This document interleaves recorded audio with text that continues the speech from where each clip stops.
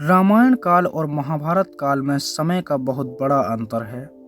रामायण के घटने के हजारों सालों बाद महाभारत घटी, लेकिन फिर भी ऐसे बहुत से योद्धा हुए जो रामायण काल में भी रहे और महाभारत काल में भी।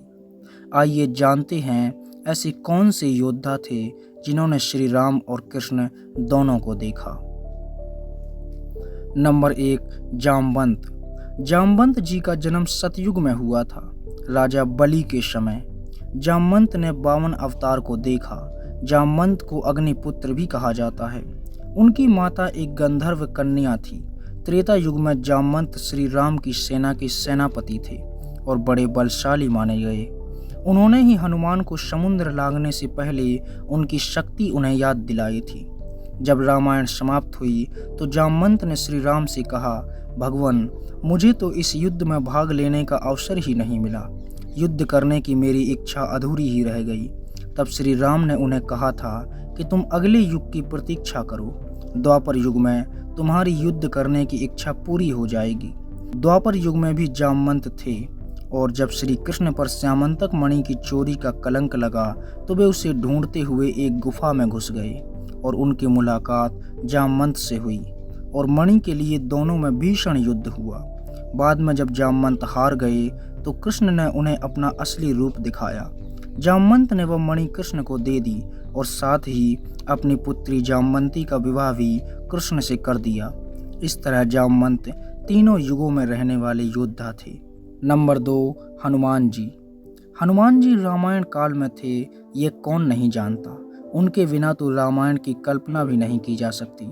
लेकिन क्या आप जानते हैं कि महाभारत के युद्ध में भी अगर हनुमान जी ना होते तो पांडवों का जीत पाना असंभव था।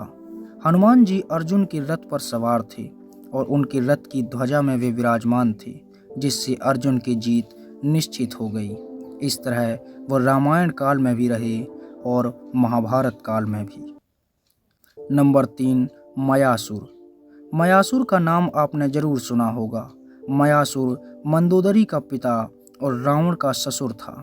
जब हनुमान जी ने सोने की लंका को जला दिया था तब मयासुर ने ही उसे दोबारा ज्यों का त्यों बना दिया था। महाभारत काल में भी वे मौजूद थे।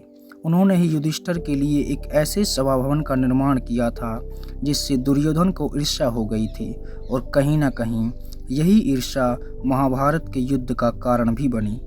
मयासुर ने जिस सभा भवन को बनाया था उसे मय सभा कहा जाता था। द्वारका के निर्माण में भी उन्होंने महत्वपूर्ण भूमिका निभाई। मयासुर ने ही त्रिपुरा नगर को बसाया था, जो सोने, चांदी और लोहे के 3 नगर थे जिन्हें शिव जी ने बाद में ध्वस्त कर दिया था। माया सभ्यता का जन्म इसी से हुआ है और मायावी लोग आज भी मयासुर को अपना पूर्वज मानते हैं। नंबर 4, परशुराम। भगवान परशुराम को कौन नहीं जानता। वे भगवान विष्णु के 6वें आवेश अवतार हैं। परशुराम के पिता का नाम जमदग्नि और माता का नाम रेणुका था। परशुराम सतयुग में थे। उन्होंने कई बार पृथ्वी से क्षत्रिय जाति को ही मिटा दिया था।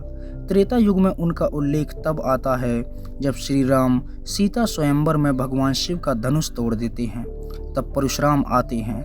लक्ष्मण परशुराम संवाद बहुत ही प्रचलित है। महाभारत काल में भी परशुराम भीष्म, द्रोण और कर्ण के गुरु माने जाते हैं। एक बार उनका भीष्म से युद्ध होता है। वे श्री कृष्ण को चक्र देते हैं और कर्ण को अजय धनुष। इस तरह परशुराम भी तीनों युगों में रहे। नंबर 5, महर्षि दुर्वासा। महर्षि दुर्वासा रामायण काल में राजा दशरथ के राजगुरु और भविष्य वक्ता थे। उन्होंने रघुवंश के लिए बहुत सी भविष्यवाणियां की थीं।